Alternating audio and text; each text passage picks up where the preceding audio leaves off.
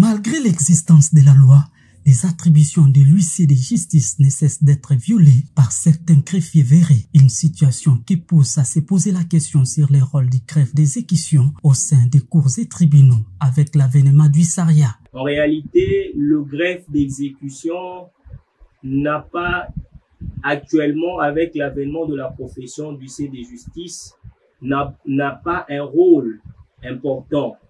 N'a pas un rôle important dans la mesure où les greffes d'exécution, autrefois, avant l'avènement de la profession d'huissier de justice, où nous avions des huissiers judiciaires, et ces huissiers judiciaires étaient des huissiers qui travaillaient au greffe d'exécution. Et ces huissiers judiciaires, c'était eux au niveau des tribunaux des grandes instances ou les tribunaux des commerces ou des travails, selon le cas. C'était eux qui exécutaient toutes les décisions des justices. Alors, avec l'avènement de la profession d'huissier de justice, le greffe d'exécution est devenu pratiquement comme une coquille vide. Parce que c'est l'huissier de justice qui, en réalité, exécute toute décision de justice.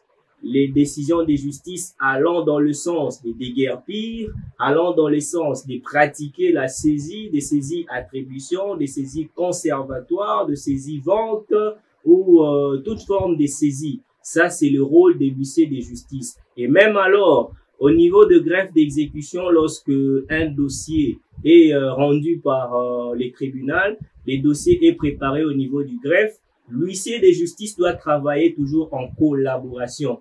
Et nous, en tant que huissier de justice, nous ne sommes pas coupés des cours et tribunaux parce que nous sommes des auxiliaires de la justice. Nous travaillons toujours en collaboration, en bonne collaboration avec les greffes.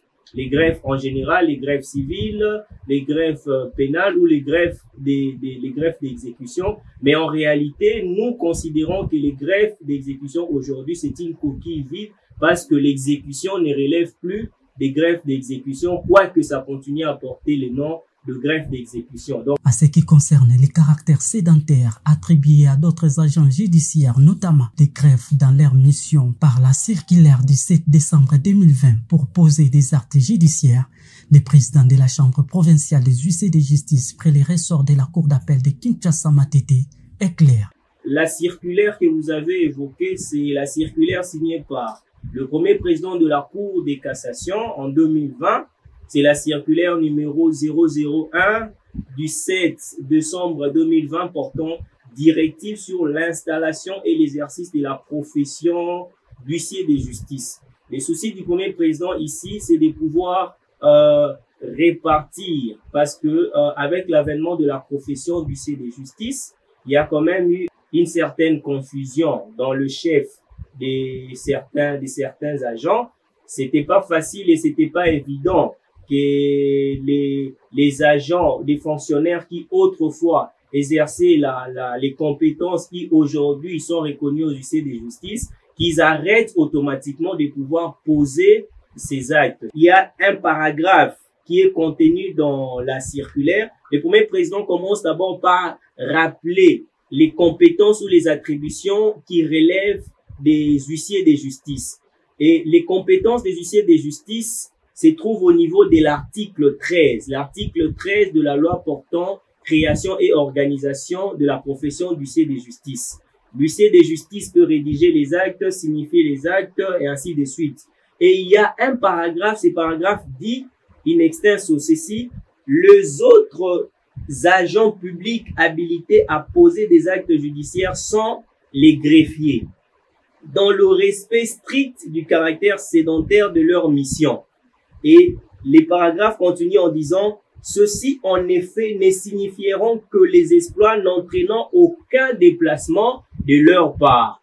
La circulaire, elle est tellement claire et limpide. La conséquence, c'est quoi? C'est que un greffier, normalement, selon le respect même, l'esprit même, la radiologisme même de cette circulaire, c'est que un greffier ne peut pas signifier en dehors de son bureau.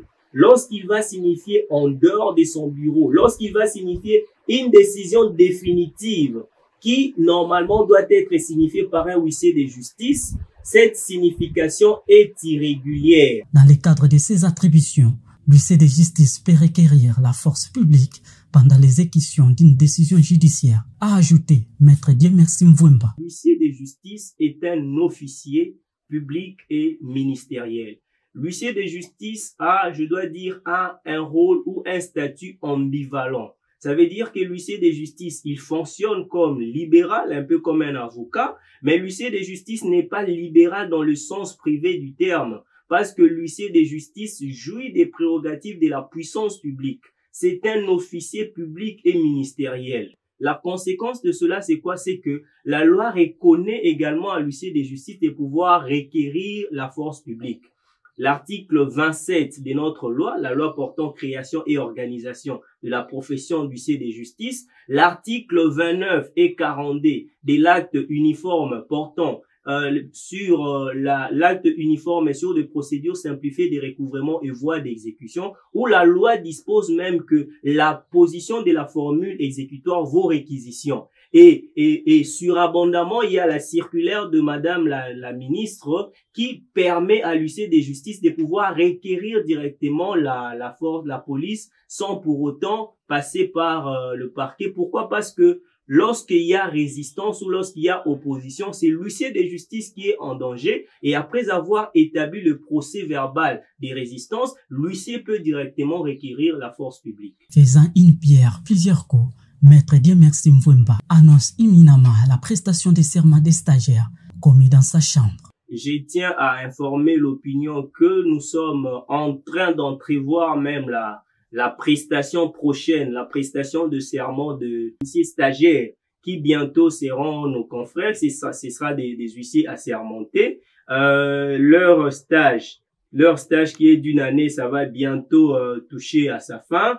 Si tout va bien, le mois prochain, déjà en début du mois de septembre, comme la loi les prévoit, nous allons transmettre leur dossier au procureur général de près la cour d'appel de Kinshasa-Matete pour avis, et la loi dispose qu'il a 15 jours pour pouvoir donner ses avis par rapport au dossier que nous allons lui transmettre, et la loi dit que après le 15 jours, si les procureurs généraux ne donnent pas encore ses avis sont réputés déjà être des avis favorables. Après la chambre, les dossiers vont revenir à la chambre et la chambre va prendre une décision d'admission. Après cette décision d'admission, les dossiers seront transmis ensuite. La décision d'admission doit observer également 15 jours. Après cette observation de 15 jours, les dossiers vont être transmis au ministère des tutelles, au ministère de la Justice, et son Excellence, Madame la Ministre, la Ministre d'État, Ministre de la Justice et Garde des Sceaux, aura 30 jours également pour pouvoir donner son arrêté ou signer l'arrêté